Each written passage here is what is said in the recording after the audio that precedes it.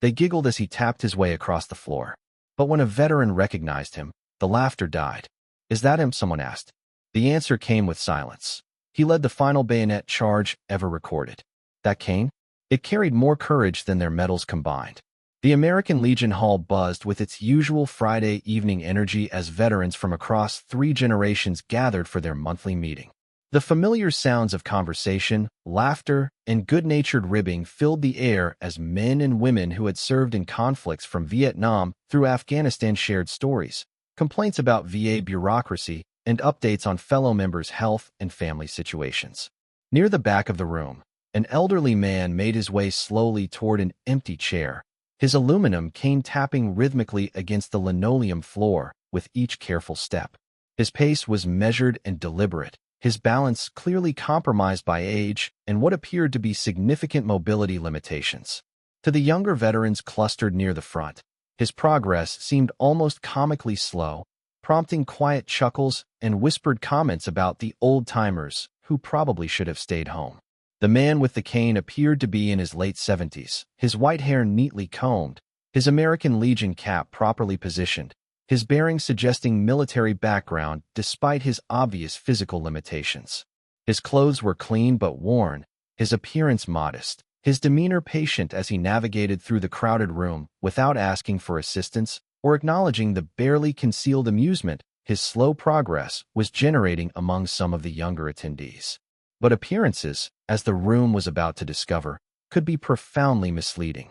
The old man making his careful way to a seat in the back row carried a story that would silence every laugh, humble every joke, and transform the entire gathering's understanding of what courage looked like when circumstances demanded the impossible from ordinary soldiers in extraordinary situations. Welcome to Silent Salute. Before we continue this incredible story, tell us in the comments from which city in the world are you watching this video today. And if you think stories like this need to be heard, hit that subscribe button to support the channel. We're growing every day, and I sincerely thank you for being a part of it. Lieutenant Colonel James Mac McPherson had been attending these Legion meetings for 15 years, ever since his retirement from a distinguished Army career that had taken him through 3 combat deployments and various command positions throughout the military hierarchy. As one of the more senior members present, Mac took informal responsibility for maintaining the organization's traditions and ensuring that newer members understood the history and values that defined American Legion culture. Mac had noticed the elderly man with the cane during previous meetings, observing his quiet presence and respectful attention to the proceedings, but had never engaged in extended conversation with him. The man seemed to prefer anonymity, arriving early to secure a seat in the back, listening attentively to discussions, but rarely participating in the social aspects of the gatherings. Tonight, however, something about the younger veteran's barely concealed amusement at the old man's slow progress triggered Mac's protective instincts. He had learned during his military career that the most unassuming individuals often carried the most remarkable stories, that physical limitations could mask extraordinary histories, that respect should be offered based on service rather than current circumstances. As the meeting was called to order and the usual business began, treasurer's report, upcoming events, committee assignments, Mac found himself studying the elderly man more carefully. There was something familiar about his bearing, something that suggested military experience that went beyond routine service. His attention to the proceedings was professionally focused, his posture suggesting discipline that decades of civilian life hadn't erased. During a break in the formal agenda, Mac approached the man's chair and introduced himself with the courtesy that military tradition demanded when addressing a fellow veteran. The conversation that followed was initially routine: name, branch of service, years of duty, but gradually revealed information that made Mac's professional interest shift to something approaching awe. The man's name was Colonel William Wild Bill Thompson, and his service record included details that transformed him from anonymous elderly attendee to living legend of American military history. Thompson had served in Vietnam during some of the war's most intense fighting, had led troops in situations that tested every aspect of military leadership, had earned decorations that placed him among the most respected combat veterans of his generation. But it was one specific action from his service record that made Mac realize he was speaking with someone whose place in military history was both unique and profound.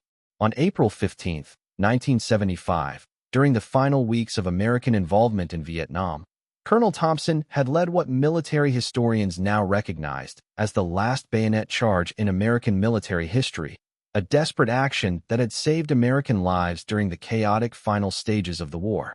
The details of that charge had become part of military folklore, studied in staff colleges and written about in military histories, as an example of leadership under impossible circumstances. Faced with overwhelming enemy forces and running low on ammunition, Thompson had made the split-second decision to order a bayonet charge that broke through enemy lines and allowed his unit to reach a helicopter extraction zone. The action had been successful against all odds, but Thompson had paid a severe price for his courage. Enemy fire had shattered his left leg and damaged his spine, injuries that required multiple surgeries and left him with permanent mobility limitations that would affect the rest of his life. The cane that prompted jokes from younger veterans was a daily reminder of courage that had saved American lives in one of the war's final desperate moments. Mac's realization of who he was speaking with created a moment of profound cognitive dissonance. The man who had been the object of quiet amusement for his slow progress across the room was actually one of the most distinguished combat veterans in American Legion history, someone whose courage under fire had earned him the Silver Star, Bronze Star, and Purple Heart in a single action that epitomized everything military service could demand from individual soldiers. The conversation between Mac and Thompson was overheard by other veterans who gradually gathered to listen as details of Thompson's service record emerged. The transformation in the room's atmosphere was immediate and dramatic as word spread that the elderly man with the cane was not just another aging veteran, but a living legend whose actions had been studied and admired throughout military culture. The younger veterans who had found Thompson's slow movement amusing now found themselves faced with the uncomfortable reality that they had been mocking someone whose courage far exceeded anything they had experienced in their own military service. The cane that had seemed like a sign of weakness was actually evidence of wounds received in action that represented the ultimate test of military valor. Thompson himself seemed uncomfortable with the sudden attention his identity was receiving. He had clearly preferred the anonymity that allowed him to attend meetings without becoming the focus of discussion or having to relive combat experiences that remained painful both physically and emotionally. His desire for privacy was understandable given the magnitude of what he had endured and accomplished. But Mac understood that the educational opportunity represented by Thompson's presence was too valuable to ignore. The younger veterans needed to understand what they were witnessing, needed to learn about the history and sacrifice that their own service was part of, needed to recognize heroism when it sat quietly among them seeking nothing more than fellowship with fellow veterans. The formal meeting was suspended as Thompson, with obvious reluctance but gracious acceptance of the situation, agreed to share some details about the action that had earned him his place in military history. His account was characteristically modest, focusing on his soldiers' performance rather than his own leadership, emphasizing tactical necessities rather than personal courage. The bayonet charge, Thompson explained, had been a last resort when conventional tactics proved inadequate against overwhelming enemy forces. The decision to order such an action in modern warfare had seemed almost anachronistic, but circumstances had demanded adaptation that drew on the most basic elements of military training and combat leadership. The charge itself had lasted less than 5 minutes. But those minutes had required everything Thompson and his soldiers could give in terms of courage, training, and commitment to each other. The success of the action had depended not just on his leadership, but on the trust his soldiers placed in his judgment, even when that judgment called for tactics that seemed impossible under the circumstances. The injuries Thompson had sustained during the charge had nearly ended his life, requiring evacuation and medical treatment that kept him hospitalized for 8 months. The recovery process had been complicated by infections and surgical complications that left him with permanent disabilities affecting his mobility, balance, and endurance. Despite the physical cost of his heroism, Thompson had continued his military career for another decade, adapting his responsibilities to accommodate his limitations while contributing his experience to training and leadership development programs.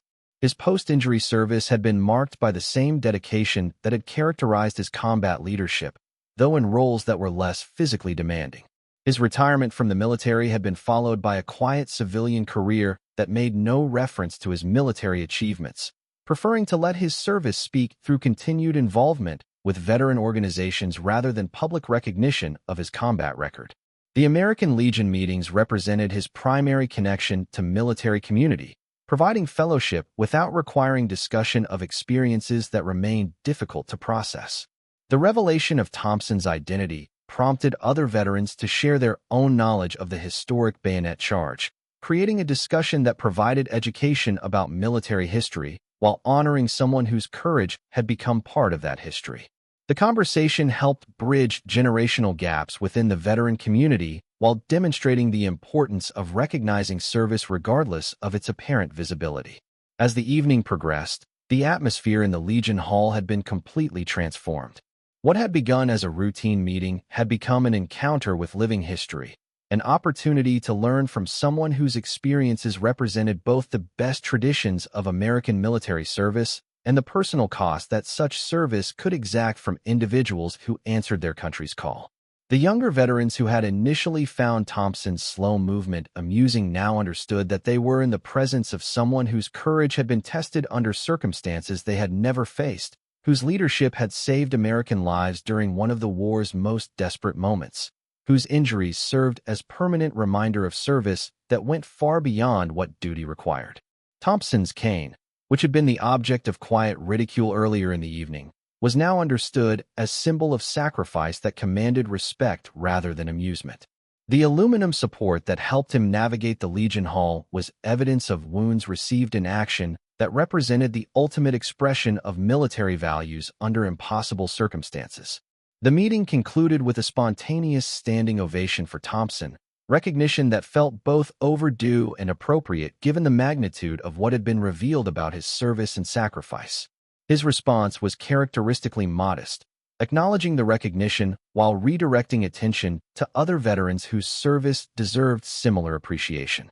As members prepared to leave, many approached Thompson individually to express respect and gratitude for his service, understanding that they had been privileged to spend the evening in the presence of someone whose actions had become part of military legend.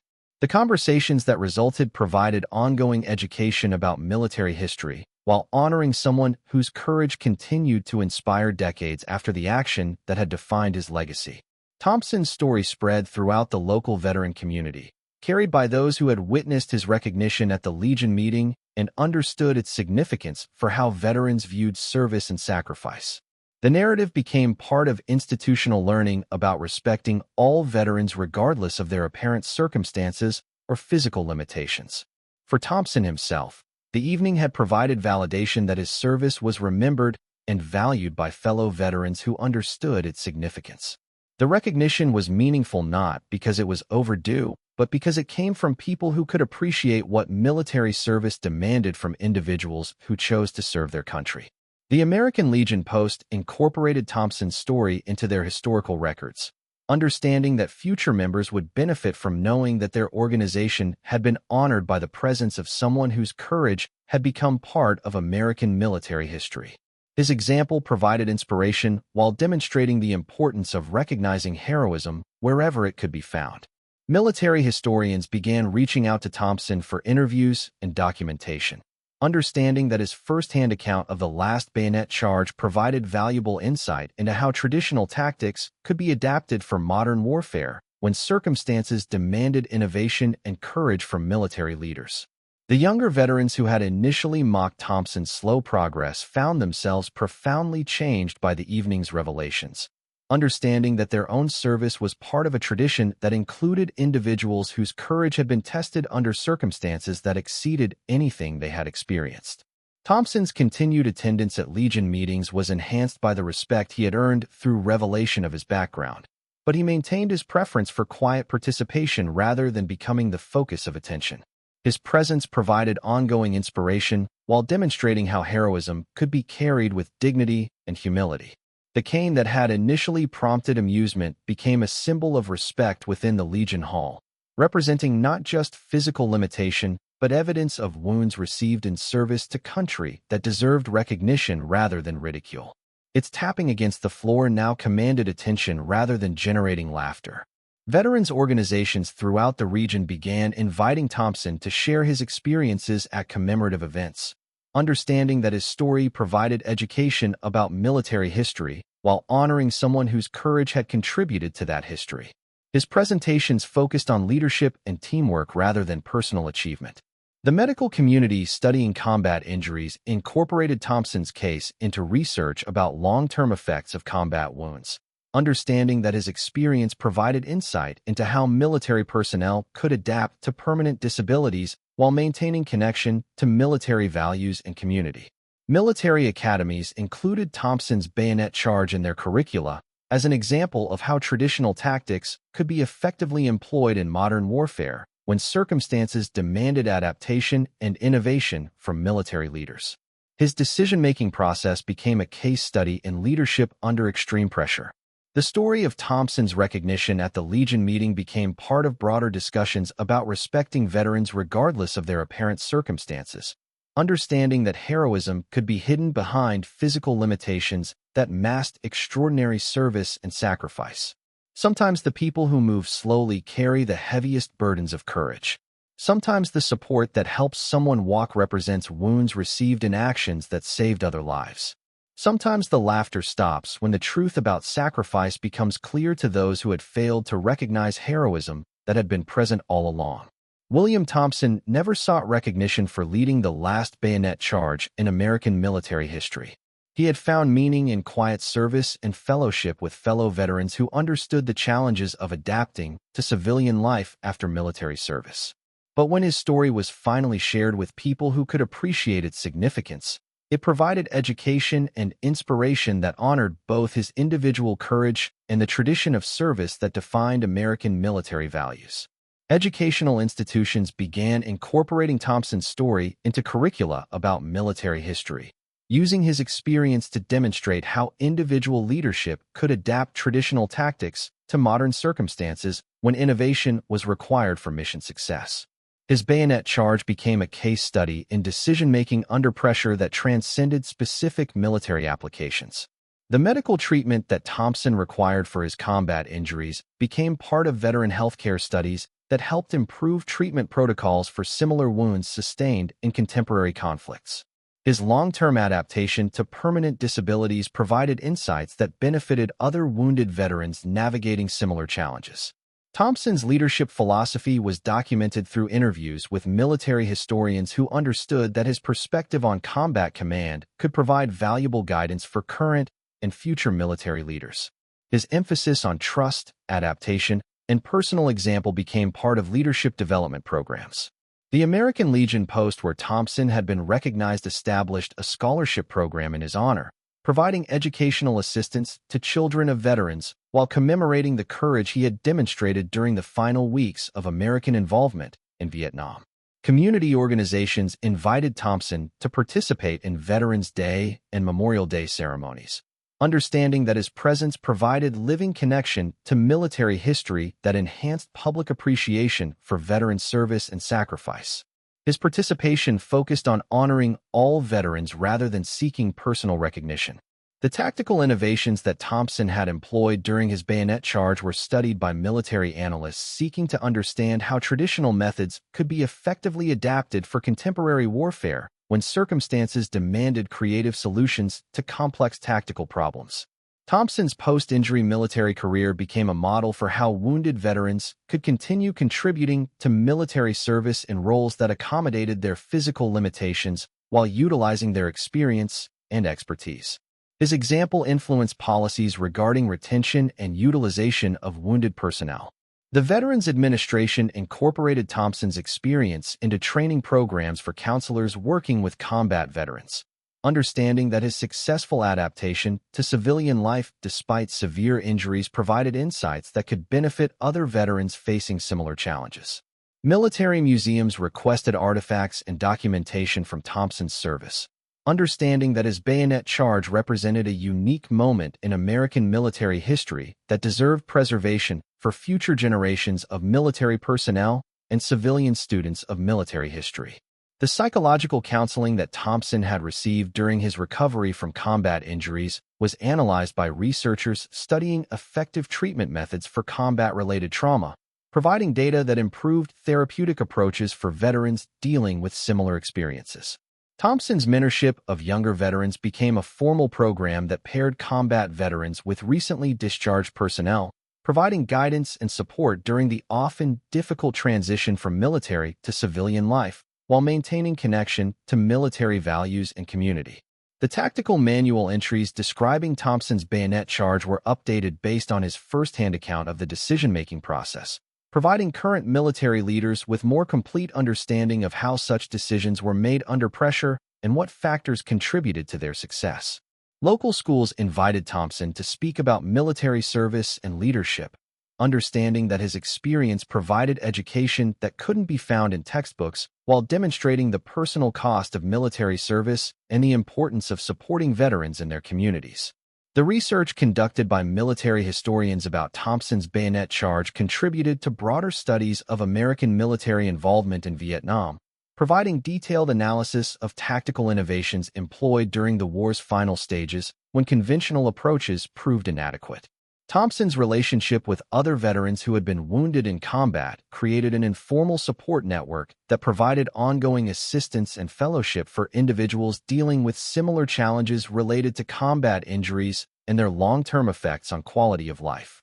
The military awards ceremony that finally recognized Thompson's courage decades after his bayonet charge provided closure for both Thompson and the soldiers whose lives he had saved, many of whom attended to express gratitude that had been building for years without opportunity for direct expression. Veterans advocates used Thompson's story to support improved disability benefits and healthcare services for wounded veterans, understanding that his experience demonstrated both the long-term cost of combat injuries and the importance of providing comprehensive support for those who had sacrificed their health in military service. The American Legion Hall where Thompson had been recognized was designated as a historic site commemorating his service, providing permanent acknowledgement of his contribution to American military history, while serving as inspiration for future generations of veterans and civilians. Military leadership courses incorporated Thompson's experience into training programs that emphasized adaptive thinking and personal courage under pressure, understanding that his decision-making process during the bayonet charge provided valuable lessons for contemporary military leaders facing similar challenges. Thompson's family gained new understanding of his military service through the recognition he received at the Legion meeting, learning details about his combat experience that he had rarely discussed during decades of civilian life. The revelation provided context for understanding his character and values. The physical therapy techniques that had helped Thompson adapt to his combat injuries were documented and incorporated into treatment protocols for wounded veterans, providing evidence-based approaches that improved outcomes for others dealing with similar disabilities. International military historians included Thompson's bayonet charge in comparative studies of how different military forces had adapted traditional tactics for modern warfare, understanding that his experience provided insights that transcended national boundaries and specific conflict contexts. The Legion Post membership grew significantly after word spread about Thompson's recognition, attracting veterans who wanted to be part of an organization that properly honored distinguished service while providing fellowship for all who had served regardless of their individual military experiences. Thompson's continued participation in Legion activities was enhanced by the respect he had earned, but he maintained his focus on supporting other veterans rather than seeking additional recognition for his own achievements. His example provided a model for how military honors could be received with appropriate humility. The walking cane that had initially prompted mockery became a symbol within the veteran community of the hidden courage that many wounded veterans carried, representing not weakness but evidence of wounds received in service to country that deserved respect rather than amusement. Media coverage of Thompson's story focused on themes of hidden heroism and the importance of respecting all veterans regardless of their apparent circumstances, challenging readers to consider what stories of service and sacrifice might be concealed behind modest appearances and physical limitations. The tactical decisions that Thompson had made during his bayonet charge were incorporated into military decision-making training programs, providing current personnel with examples of how traditional methods could be successfully employed when circumstances demanded adaptation and innovation from military leaders. Thompson's recovery from his combat injuries became part of medical literature documenting long-term outcomes for specific types of combat wounds, providing data that improved treatment protocols and rehabilitation programs for wounded veterans with similar injuries. Sometimes courage walks with a cane not because it's weak, but because it once stood so strong that it changed the course of history. Sometimes the slowest steps carry the fastest thinking under fire. Sometimes those were tempted to help across the room once helped entire units across enemy territory when speed meant survival and leadership meant everything. William Thompson's cane tapped out a rhythm of sacrifice that few would ever match, carrying him through American Legion meetings where younger veterans gradually learned what it meant to be in the presence of someone who had led the last bayonet charge in American military history. His quiet dignity provided ongoing education about service and sacrifice, while demonstrating how true heroism could be carried without complaint through decades of physical limitation and emotional processing of experiences that had tested every aspect of military leadership and personal courage. This story was brought to you by Silent Salute. Before we leave you today, here's our question. Have you ever realized that someone you initially misjudged carried extraordinary experiences that completely changed your understanding of who they were? Have you encountered hidden heroes whose physical limitations masked courage that exceeded anything you had imagined? Tell us in the comments about the moments when assumptions were replaced by respect and understanding. And if you think stories like this need to be heard, hit that subscribe button to support the channel. We'll see you in the next one.